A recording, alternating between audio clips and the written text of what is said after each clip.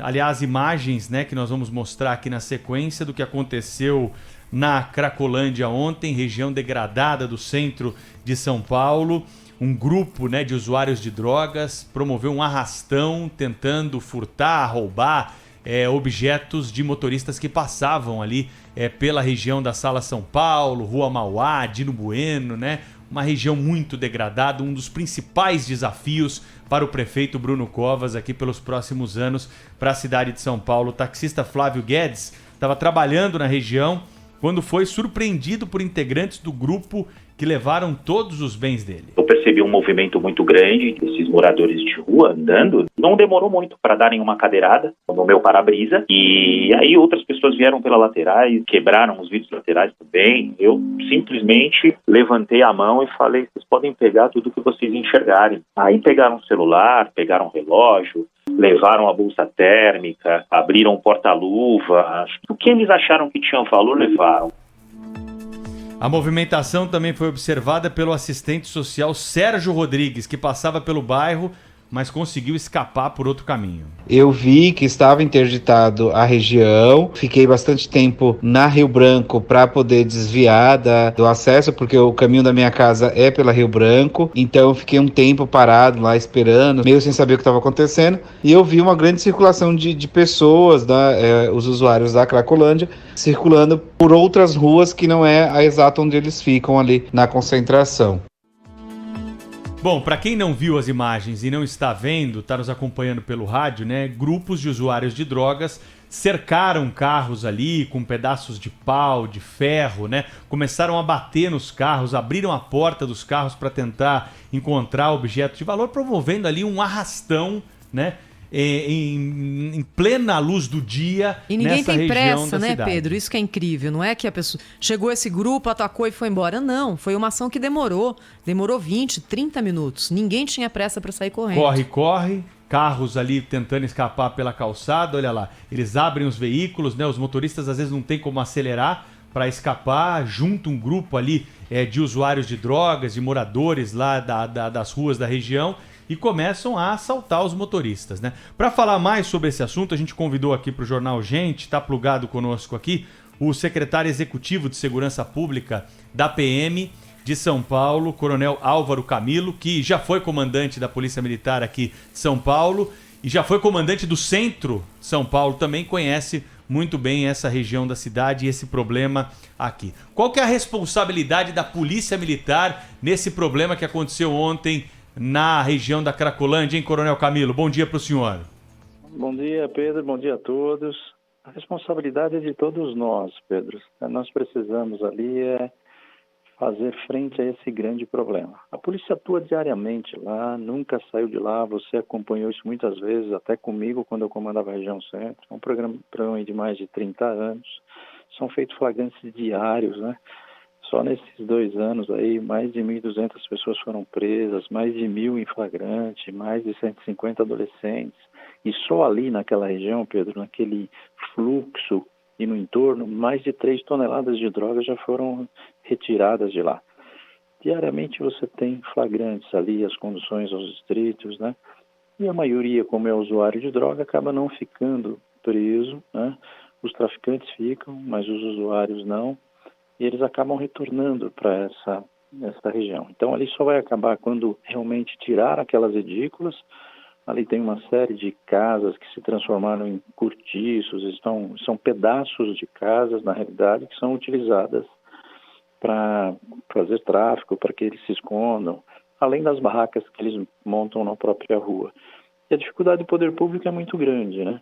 Embora a polícia esteja lá todo dia, a Guarda Civil e todos, existem muitas resistências até para que isso não faça. Agora, só para você ter uma ideia, nós estamos com uma liminar proibindo destruição daqueles pedaços de casas que tem na região. Estamos brigando na justiça para que consiga ser feito isso, né? A prefeitura que coordena essa ação. E não falta tratamento também, viu, Pedro? Tem os CIATES 2, tem ali na Porto Seguro, tem no Glicério, tem os CAPs, que são aqueles centros de atendimento, tem também CRATOD. Mas a dificuldade de tirá-los da rua é porque a maioria não tem mais condições ali, está muito debilitado. E Coronel acaba Camilo, sobrando aí para o lado mais visível, né, que é o lado da polícia. Coronel Camilo, muito bom dia. Eu gostaria de saber, uma pergunta que eu queria fazer mais objetiva, assim. Pode Onde é falar. que estava a polícia naquele momento? Porque polícia o estava cidadão que paga impostos estava ali passando, né, de maneira desavisada e de repente foi cercado, foi depenado, enfim, sofreu uma violência incrível e não tinha polícia por perto, né? Onde é que elas estavam nesse momento? A polícia estava muito próxima e chegou muito rapidamente. Foi uma ação por volta das 3h30, numa ação que começou lá de um trabalho da guarda. A guarda faz uma ação todo dia lá de retirar pelo menos 3 vezes o fluxo para catar o lixo, porque ali fica muito lixo. E numa dessas ações, os drogadiços ali acabaram se revoltando, houve um princípio aí de tumulto com a guarda e eles saíram pelas ruas do bairro. Não foi exatamente ali na Dino Bueno, Cleveland, onde eles ficam. Foi mais próximo da Praça Princesa Isabel. Então a polícia estava sim na região, chegou rápido, né? Perto de 30 minutos já estava tudo tomado, já estava estabelecida a ordem, mas aquela ação rápida deles passaram no meio dos carros, depredando e inclusive aproveitando do trânsito, né, para fazer essas ações, acabaram depredando aí uns 6 veículos, mas a polícia está lá sim, está constantemente, e quem frequenta a região sabe disso, a gente que passa ali pelo centro vê o trabalho constante da polícia. Agora, precisamos trabalhar um pouquinho na causa também. Ou seja, tirar aqueles restos de imóveis que ainda servem de moradia ali para uso de tráfico e também fazer com que essas pessoas sejam acolhidas e tratadas em outros locais que já existem para essa específica. Então, só para responder, a polícia estava lá, chegou rapidamente com força tática, com o BAEP, tomou conta da situação, restabeleceu a ordem. Agora, não tem um polícia em cada esquina da cidade. Não existe essa onipresença. Nós gostaríamos que fosse assim, mas infelizmente não é. Assim que acionada, a pronta resposta foi rápida e a polícia chegou. Porque os relatos que a gente viu, né, de pessoas dizendo que ficaram à mercê desses bandidos, enfim, por 30 minutos, por meia hora, é muito tempo, né? Numa região tão central e tão problemática, a polícia, durante esse tempo todo, 30 minutos, né, enfim, foi a estimativa que eu vi, sem que a polícia tivesse aparecido. Enfim, era essa proximidade, ou pelo menos a distância que a polícia se encontrava, foi que impediu que chegasse em menos tempo? Olha, a polícia chegou rápido ali e a partir do momento que foi acionada. A ação deles demorou perto de 30 minutos, mas a polícia não demorou assim que chegou, 10, 15 minutos ela estava lá. É que muita gente demorou para avisar a polícia, porque quem está ali sofrendo isso, muitas vezes até demora para ligar um pouquinho, não tem condições até, nem outras pessoas que começaram a ligar, e a hora que as ligações foram feitas, a polícia chegou rapidamente. Então existe aí ficaram mais ou menos uns 30 minutos, mas a partir do momento que a polícia foi avisada, chegou. Tá? Então a ideia é sempre avisar primeiro a polícia. Provavelmente alguns até se preocuparam bastante em filmar, mas precisamos sempre avisar a polícia. A polícia Agora está capilarizada, mas ela precisa ser acionada. Agora, Coronel Camilo, já aconteceu, não é? Enfim, o senhor já descreveu a ação da polícia, a gente colocou aqui os depoimentos. Foi uma cena muito grave, deplorável no centro. O que vai ser feito para que ela não aconteça de novo? Bom, primeiro nós estamos trabalhando fortemente para que aquela situação caminhe, né? Desde o ano passado, caminhe para uma solução mais perene. É lógico, 100% ainda vamos ter moradores de rua, vamos ter pessoas nas ruas, mas foi criado um projeto há 2 anos atrás, e principalmente o ano passado, com reforço muito grande, aí até por determinação de governo, né, do governador João Dória, do prefeito, foi criado a fase 2 do projeto Redenção, que é não só tratar, acolher, mas dar encaminhamento a essas pessoas, porque senão elas voltam.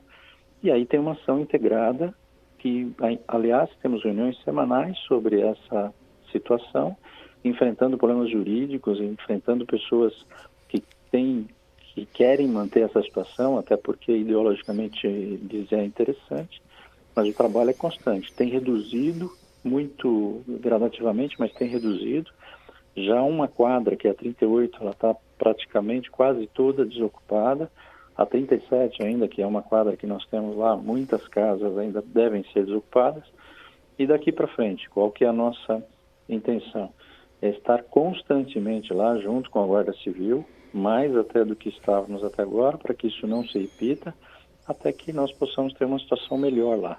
E tem um problema mais sério, né, que nas imagens, eu não vi as imagens, mas quem observa as imagens que foram feitas, existem prédios de pessoas que moram ali, que clamam todo dia para que eles possam sair na rua, que possam ir para estação de trem, que possam circular por ali. Muitos não podem sair nem das suas casas, né? É uma situação que precisamos enfrentar e não é um problema só de polícia, mas podem contar sempre com a polícia. A polícia sempre esteve ali, tem um ônibus estacionado ali, tem base comunitária estacionada ali e viaturas patrulham ali com muita frequência. Quero agradecer ao Coronel Álvaro Camilo, né, que é secretário executivo da Polícia Militar, da Secretaria de Segurança Pública de São Paulo, pela entrevista aí. Obrigado pelos esclarecimentos. Até uma próxima, Coronel.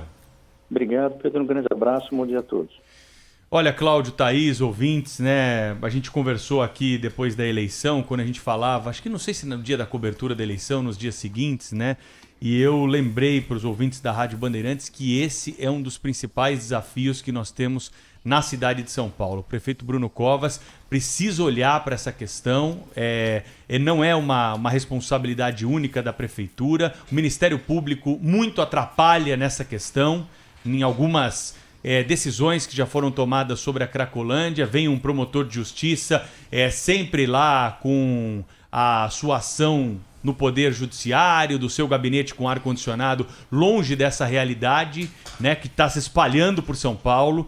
Quando a gente fala em Cracolândia, nós temos que botar agora no plural, porque não é uma só, não é só essa do centro, nós temos outras espalhadas por São Paulo. E nós temos outras, porque você se lembra, né, Pedro? Houve um episódio quando o João Dória era prefeito da cidade e que ele achou que era fácil resolver e falou, a Cracolândia mas o Ministério acabou. Público atrapalhou bastante, impediu muitas das ações que seriam desempenhadas. Mas teve ali uma ação policial forte na Cracolândia que, de fato, gerou aquela imagem para os noticiários do dia seguinte com a Cracolândia sem ninguém. Só que para onde foram essas pessoas? Elas não sumiram, né? Elas se espalharam pela cidade e daí nasceram várias outras Cracolândias. E depois disso, parte dessas pessoas também voltou para o centro, porque lá elas se sentem abrigadas e lá tem o tráfico, não é? Não adianta.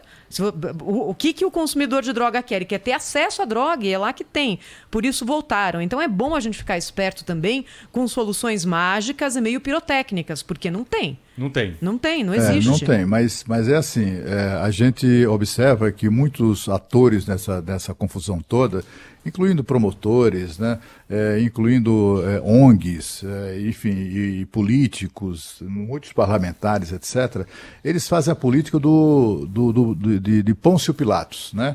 As pessoas têm o direito de estar onde quiserem, as pessoas têm o direito de se drogar, as pessoas têm o direito disso, têm o direito daquilo, e então assim, vamos lavar as mãos e dar a elas conforto para que elas se droguem à vontade, até se matarem, né?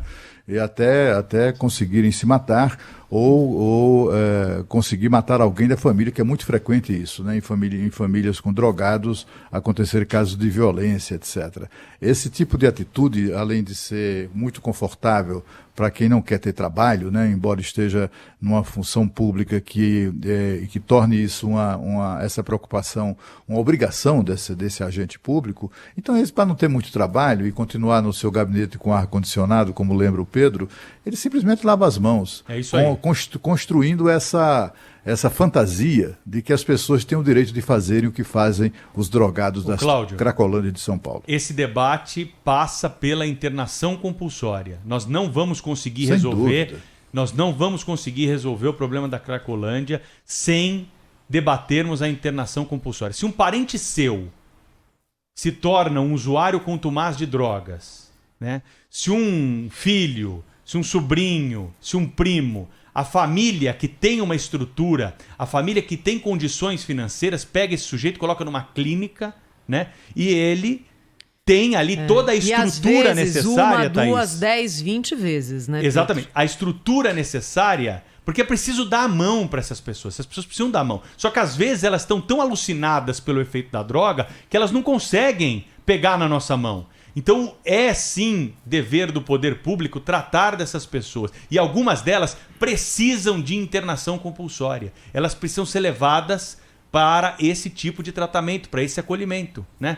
Não é com bomba, não é com tiro que nós vamos resolver o problema da Cracolândia. Agora, não podemos nos furtar a esse debate, achando que isso que o Cláudio relatou aí, de muita gente que faz essa política, né, da liberalidade, que assim nós vamos resolver o problema. Ali tem um problema público de saúde que precisa ser resolvido, né? E uma ação coordenada, claro, comandada por médicos, assistência social, é que vai conseguir mudar esse cenário com o qual nós convivemos há muito tempo no centro da cidade de São Paulo. Repito aqui, é um dos principais desafios para a Prefeitura de São Paulo. O prefeito Bruno Covas precisa dar uma atenção para essa questão que já se arrasta há muitos e muitos anos, e hoje a televisão mostrou mais uma vez barracas, um lixo, uma lama, né? Uma situação degradante que só nos dá cada vez mais pena, cada vez mais tristeza, né? De ver São Paulo dessa forma.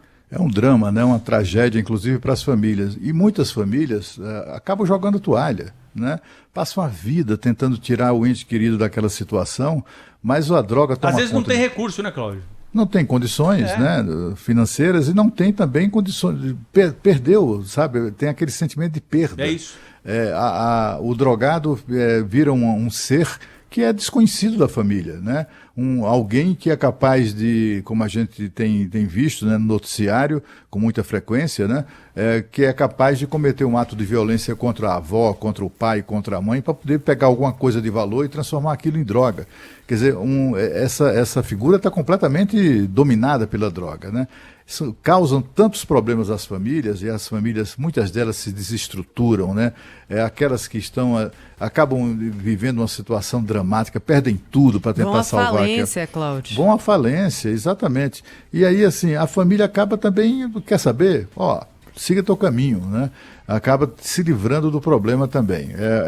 E, portanto, assim, o poder público tem a obrigação de assistir, de acolher, e eu estou com o Pedro, né? Passa tudo isso pela recuperação dessas pessoas, passa pela internação compulsória, tem que ter, porque eles não têm mais, são pessoas que não têm mais vontade própria, a vontade é a vontade da droga. É isso aí, o discernimento, como diz o Ronaldo Laranjeira, que é um dos maiores especialistas nessa questão do país.